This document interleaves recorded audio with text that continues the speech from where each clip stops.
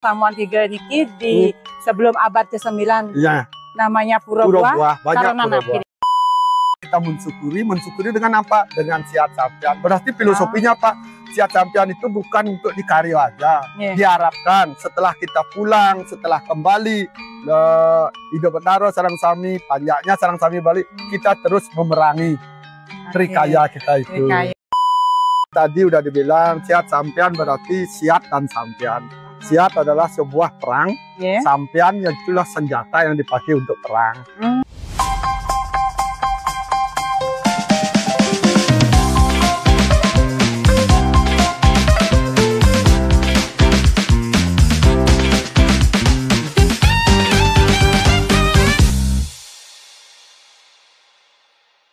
Om Swastiastu. Om Swastiastu. Pura Samuan 3 yang terletak di Bedulu, Belah Batu, Kabupaten Gianyar, hari ini memberikan kita suasana yang berbeda. Adanya tradisi yang unik di Pura Samuan 3 seperti Siat Sampian akan membuka cakrawala kita seperti apa kehidupan di abad ke-9 cikal bakal berdirinya pura ini. Kita bersama Bapak Kris sebagai salah satu bendesa dari Pura Samuan 3. Pura Samuan 3 niki akan memberikan sedikit informasi bagaimana Siat Sampian ini tradisi yang unik masih adiluhung dan lestari sampai hari ini. Swastiastu Pak Kris. Izin niki untuk acara yang berlangsung di Purnama Jieste, Purnama yang ke-11. Rangkaian setiap tahun acara seperti Odalan Karya, dan hari ini Siat Sampian akan berlangsung sebanyak berapa niki yang akan ikut? Siat Sampian sebanyak 340. 340. Yang diikuti oleh Parakan namanya. Parakan. Jika yang lanang-lanang ya? Yang lanang-lanang. Kalau yang istri-istri? Yang istri-istri disebut permas. Permas, yang pakai putih hitam. Putih hitam, ciri-cirinya itu kalau Parakan putih-putih. Putih-putih. Punapi niki atau sejarahnya? Sejarah. Oke. Om Swastiastu, yang izin yang menjelaskan tentang tradisi Siat Sampian. Seperti tadi udah dibilang, Siat Sampian berarti siat dan sampian. Siat adalah sebuah perang, sampian yang itulah senjata yang dipakai untuk perang. Nah, dalam hal ini, apa yang kita perangi, apa yang kita siati, kan seperti itu. Nah, tatkala abad ke-9, tatkala badannya banyak sekte, di Pura Samuan 3 inilah adakan sebuah pesamuan atau mungkin disebut rapat hari ini. Pertemuan.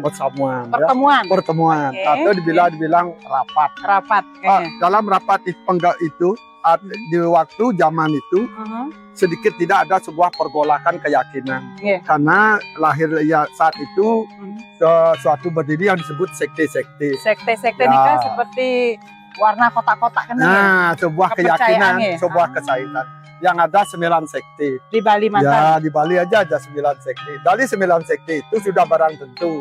Dia berkeyakinan menganggap dirinya sekte inilah lebih dominan. Paling bagus? Ya, paling bagus. Paling banyak pengikutnya? Paling banyak pengikuti. Ya, sehingga apa terjadilah sebuah pergolakan zaman itu. Gitu. Kalau udah jadi pergolakan pada waktu itu, Raja Bedulu pada waktu itu punya sebuah pemikiran untuk menjadikan jalan keluar dari pergolakan mencari itu. Solusi solusi namanya. Dalam rapat dalam rapat itu. Sehingga diundanglah sebuah maharsi yang disebut Empu Kuturan. Empu Kuturan didatangkan dari tanah Jawa. Terus dari Empu Kuturan dengan sikap beliau yang mungkin bijaksana, beliau 9 sekte itu digabung menjadi 3 sekte. Jadinya 9 kekuatan itu semua diadopsi. Diadopsi menjadi 3 kekuatan.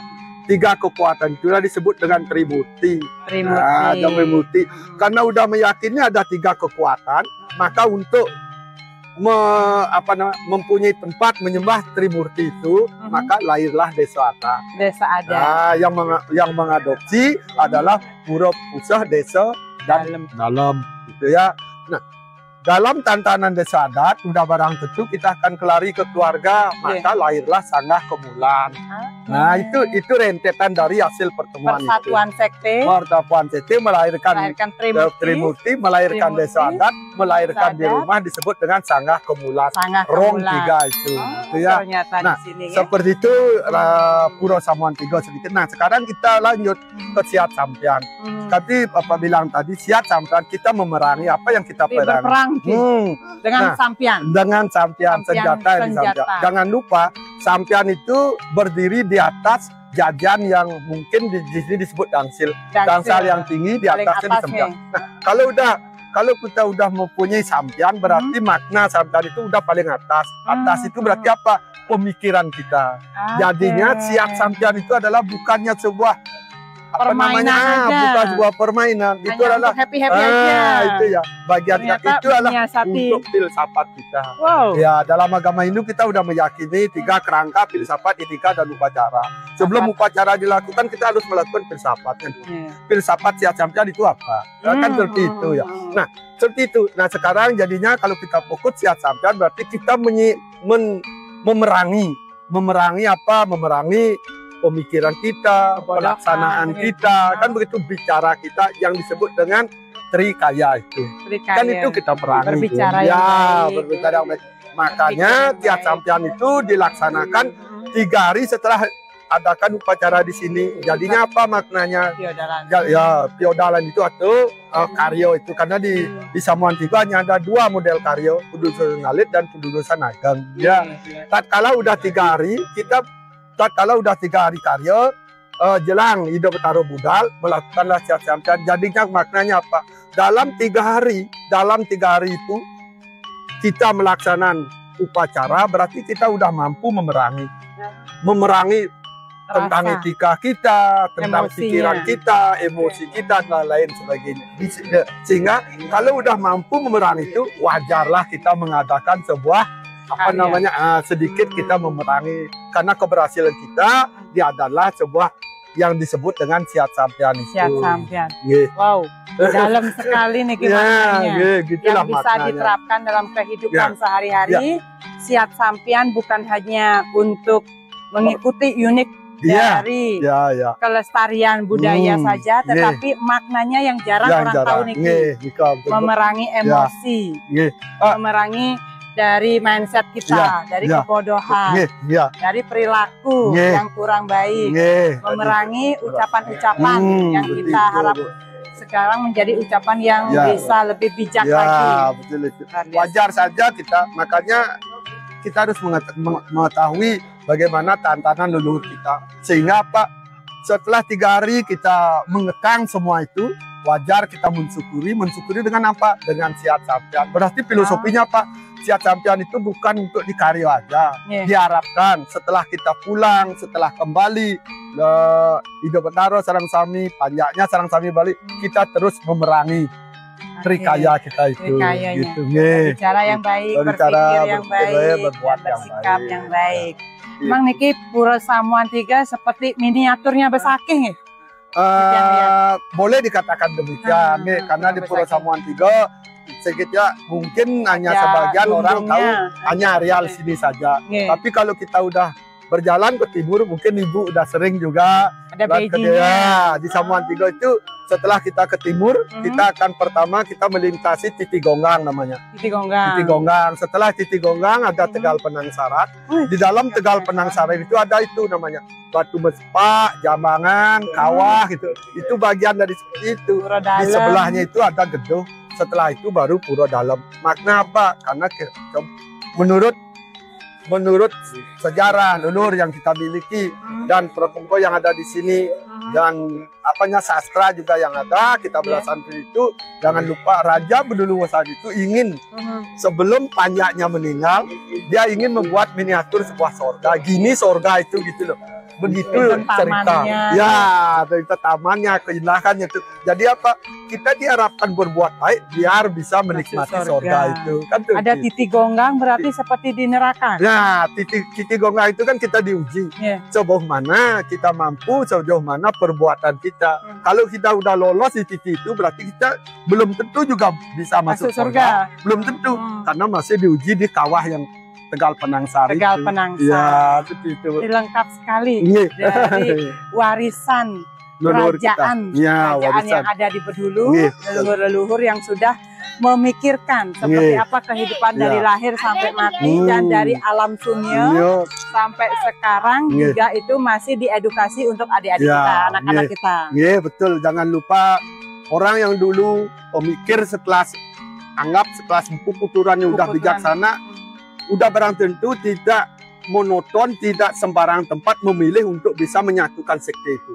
Itu poinnya. Maka dipilihlah di tempat di Puro Samuan Tiga, mungkin yang dulu sebelum lahir itu tersebut Puro Buah. Puro Buah. Ya, itu. Berarti sejarah Puro Samuan Tiga ini di sebelum abad ke-9. Ya. Namanya Puro Buah. Banyak karena Puro Buah. Ya, Puro Buah karena menurut kami sebagai pengomong, kita udah larinya mungkin ke alam yang di tengah. Berbuah suah. Kita udah memikirkan ke alam itu. Kalau mungkin tingkatan alam yang paling bawah, berbuah tingkatan alam yang udah menengah, jadinya kita udah diedukasi, memberikan pelajaran. Nah, syukur-syukur generasi kita sekarang dengan tadi yang mungkin tadi nanti bisa Ibu lihat Siat Sampian itu tidak mengurangi rasa rasa ayahnya dia. Ada ombak-ombak gitu. Ada ombak-ombakan di samping itu dari tahun ke tahun justru parakan itu tidak mengurangi tapi menambah terus. Sampai terhubung sama hubung satu sama lain itu disebut Permas, Parakan, Kesangsling. Ya, itu semua. Ya, seperti itu. Berarti yang diadakan sekarang untuk tradisi niki persiapannya dari berapa lama? Karena udah tradisi, udah barang tentu persiapan tidak terlalu ya Bu ya. Karena parakan itu dari mulai persiapan karyo dia udah ngayah hingga min 15 kan wasen, jadinya udah ngayah dia. Karena parakan asal parakan itu berarti itu berarti dekat. Dia yang paling dekat nyangro ayah kan, nyangro dekat sama ide, dekat sama pengomong, dekat sama masyarakat, luar biasa. Baik, terima kasih Pak Jero, sampun nyarengin edukasi, mantap, informasinya lengkap. Mungkin ada kekurangan-kurangan, lain kali kalau ada waktu kita jadikan lagi. Puro Samuan Tiga memiliki makna yang luar biasa untuk bisa menahan ego, memberikan kita inspirasi bahwa kita bisa melakukan perang untuk bisa mengurangi nafsu, pemikiran yang kurang baik, dan bertutur kata yang sopan. Astungkara, acara Siat Sampian bisa terlaksana setiap tahun, dan ini yang kami nantikan adalah bagaimana anak-anak masyarakat mengetahui makna dari setiap tradisi dan mereka bisa ikut terlibat melestarikan, mempertahankan, dan menjadi bagian dari tradisi Siat Sampian Puro Samuan Tiga, Gianyar, Bali. Rahayu, tutup dengan Parama Santi. Om Santi, Santi, Santi Om.